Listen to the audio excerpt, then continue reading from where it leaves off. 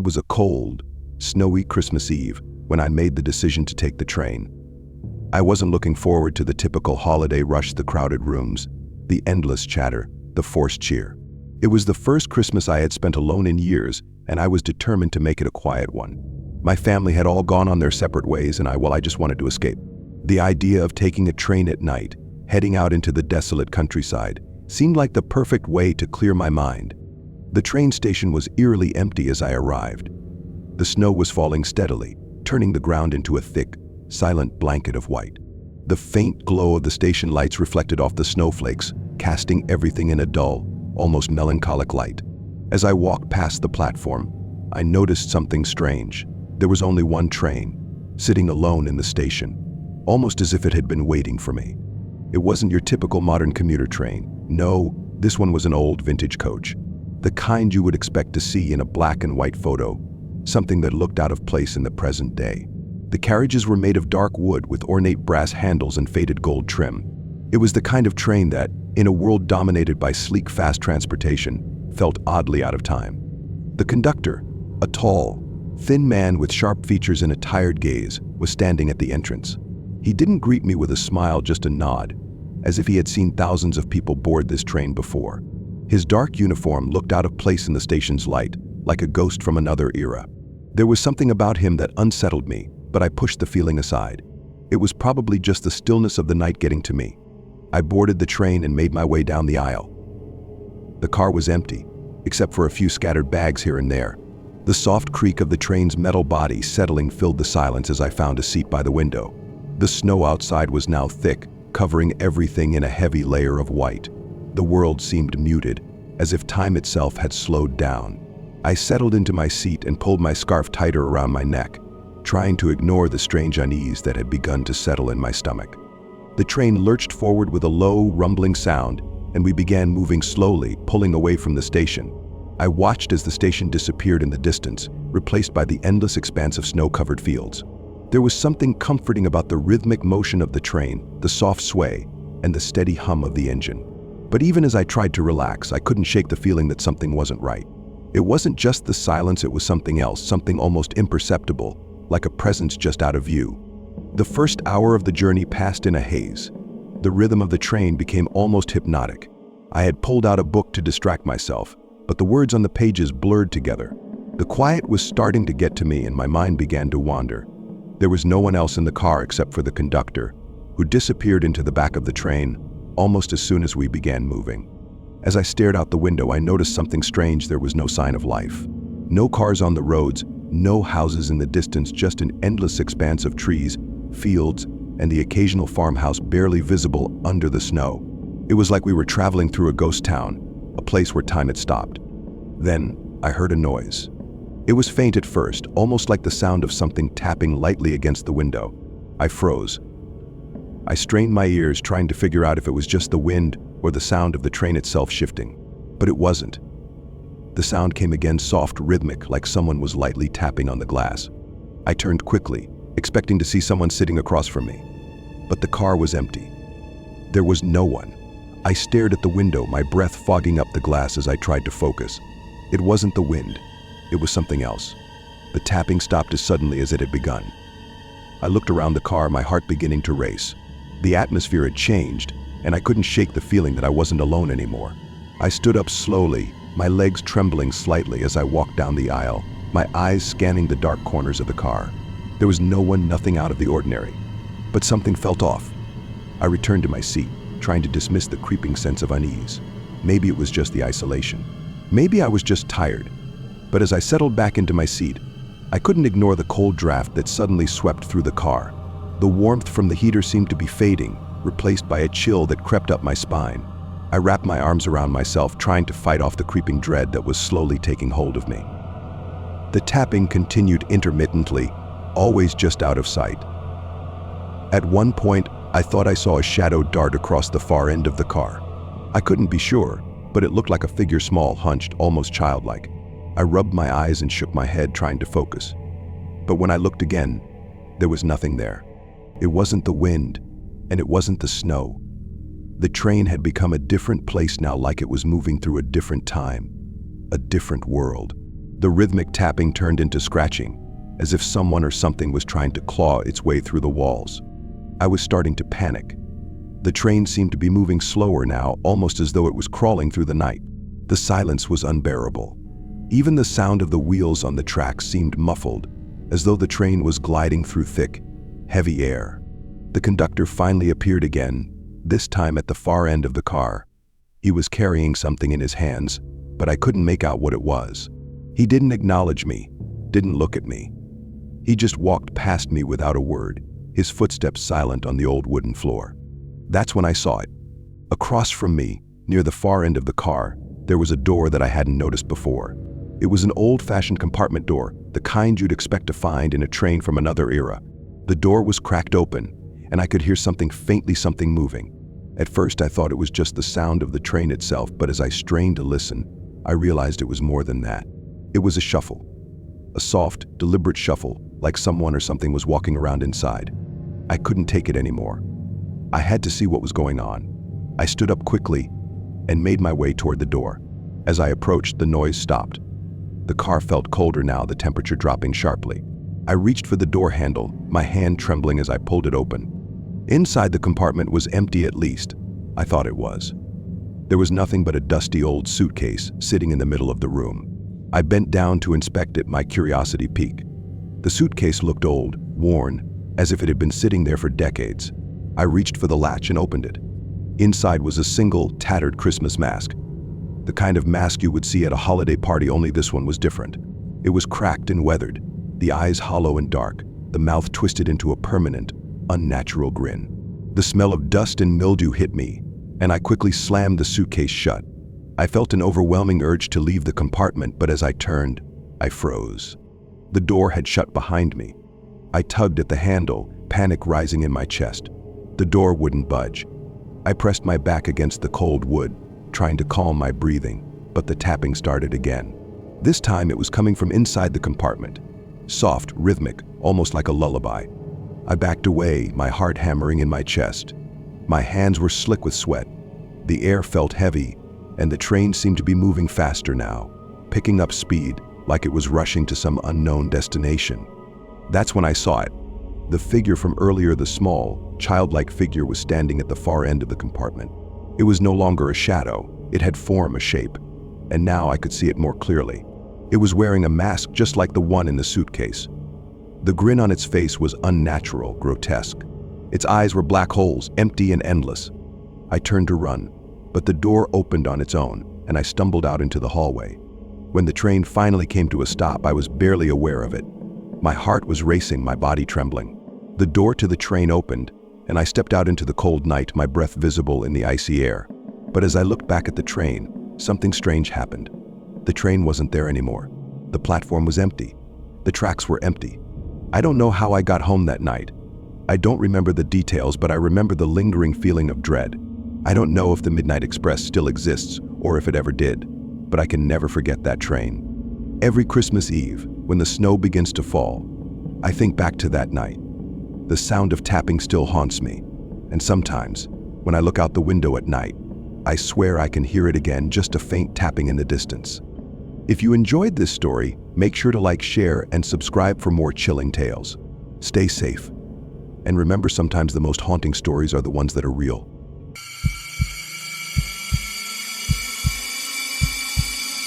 It was Christmas Eve, and I was running late for my flight. The snow had begun to fall harder than usual, and the roads were slick, making my usual route to the airport a nightmare. I had to catch the last train out of town to make the flight in time, or I'd be stranded until morning.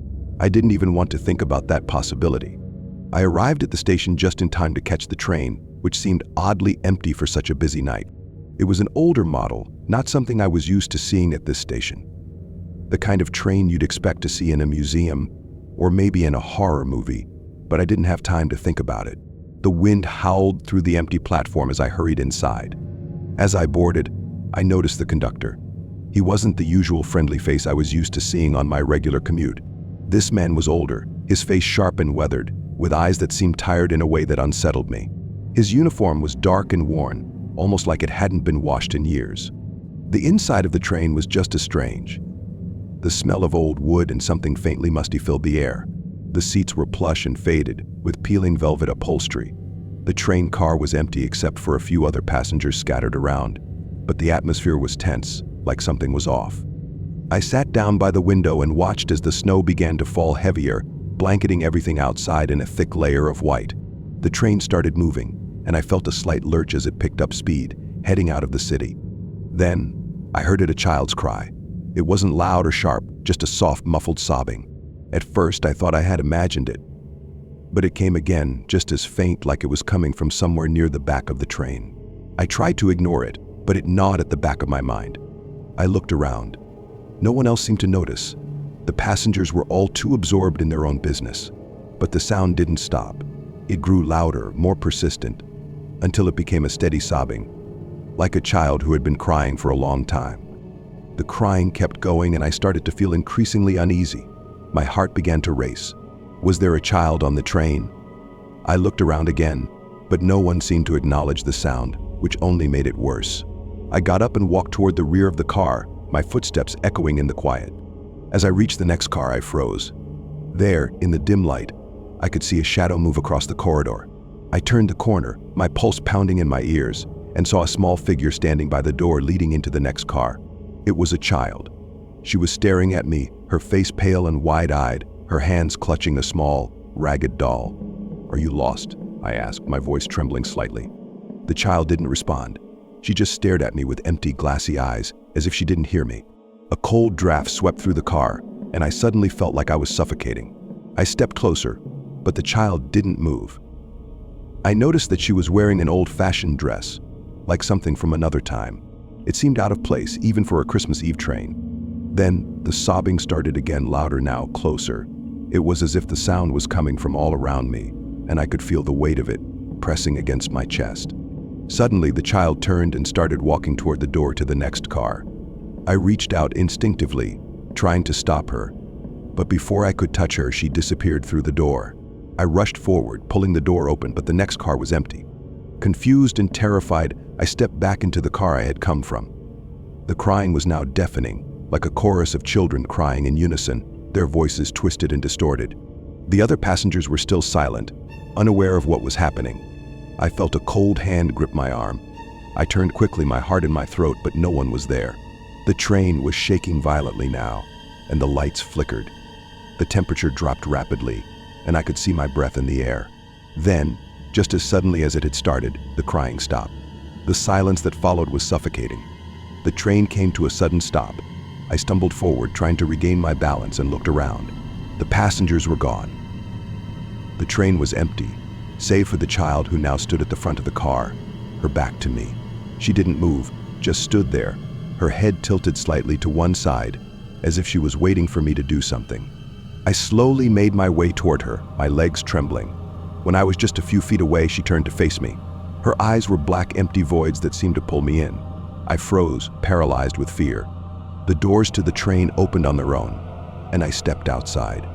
But when I looked back, the train was gone, completely vanished, leaving nothing but an empty, snow-covered platform.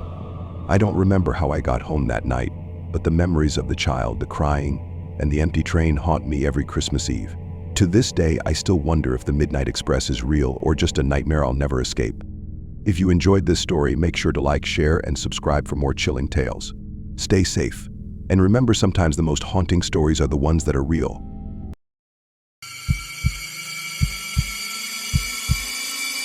It was the kind of Christmas Eve that felt like it came straight out of a holiday postcard. The snow was falling in soft, fluffy sheets, covering the streets in a thick blanket of white. I was on my way back home, taking the last train of the evening. I had just finished a long shift at the office, and I was exhausted, eager to get back to my family and enjoy the festivities. But something was off as soon as I stepped onto the platform. The station was almost unnervingly quiet, especially for a holiday night. It felt like the world had suddenly frozen, as if I were the only one left. I checked my watch, 11:30 p.m. The train was supposed to leave at midnight, but it was already waiting at the platform, its old metal frame shuddering slightly in the cold air. It wasn't the train I usually took. This one looked vintage, something from a time long past. Its exterior was worn, with rust stains streaking down the sides, and its headlights flickered erratically. But like I said, I was tired, and the prospect of getting home kept me moving. I boarded the train without a second thought, feeling an odd chill wash over me as I entered. The inside was dim, illuminated by flickering bulbs, and the smell of old leather and metal filled the air. I was the only passenger in the car. That's when I first noticed the conductor. He was standing at the front of the car, staring out the window. His face was hidden in shadow, but his uniform dark and old-fashioned seemed out of place. I tried to brush off the unease creeping up my spine and found a seat by the window. The train started moving, the rhythmic clattering of the wheels on the tracks oddly soothing. But the further we went, the more I began to feel uncomfortable. The car was oddly cold, despite the heating being on. I wrapped my coat tighter around me, but it didn't help. The air had a damp, musty feeling, and I noticed that the condensation on the windows was forming strange, uneven patterns like something was pressing against the glass. As the train rolled through the snowy landscape, I tried to settle in, but something was off. The lights flickered again. I didn't think much of it at first, but then they started to do it more frequently, sometimes completely going out for a few seconds at a time. Each time, the train would lurch as if it were losing momentum. The train seemed to be moving slower than usual, and that's when I heard it. A faint sound like a child crying. It wasn't loud or piercing, just a soft, mournful wail that seemed to come from the back of the car. I glanced around. The car was still empty, and the sound seemed to be coming from nowhere in particular. I tried to convince myself it was just the wind or maybe someone on the other end of the train, but as the cry grew louder, it became harder to ignore. I stood up to investigate, my heart beating faster. The sound wasn't just crying anymore. It was a frantic, almost pleading sob. I moved cautiously toward the rear of the train, following the sound of the crying. As I walked, I felt a cold draft brush against me, despite the heating. The sound was growing louder, and the car felt colder with each step I took. When I reached the back, I stopped dead in my tracks.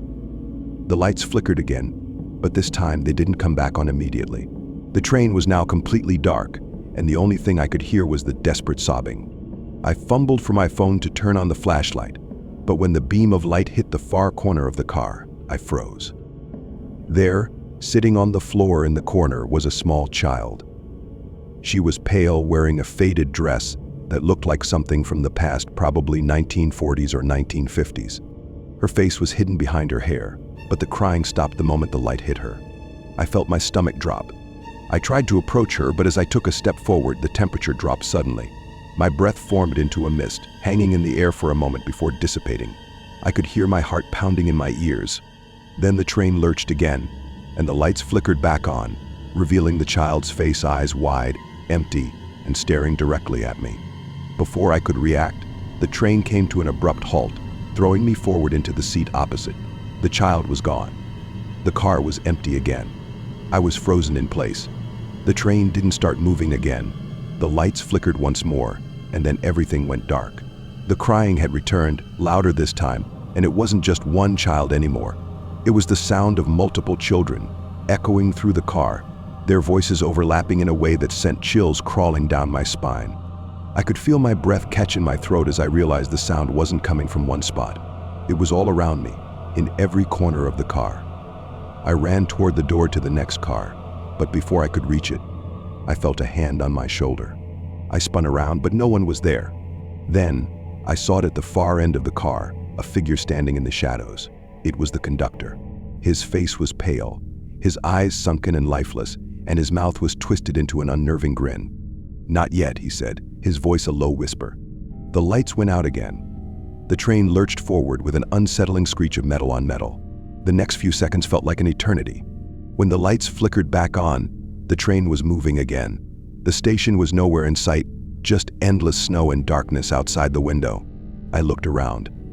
The passengers were back, ordinary people, none of them aware of the events that had just transpired. The child, the conductor, everything had disappeared. But I knew something was wrong. The chill in the air, the unsettling silence, it felt like I had crossed some kind of boundary I wasn't supposed to. When I finally reached my stop, I hurried off the train, heart racing. The platform was empty. No one else had gotten off. I looked back just in time to see the train pull away, but it wasn't heading toward the next station. It disappeared into the snowstorm. To this day, I don't know what happened that night. I've tried to find any record of that train or its route, but nothing ever comes up. The Christmas Eve massacre, as I call it, still haunts me. And every year, on Christmas Eve, I wonder if that train will come back. If you enjoyed this story, make sure to like, share, and subscribe for more chilling tales. Stay safe, and remember, some trains are better left unboarded.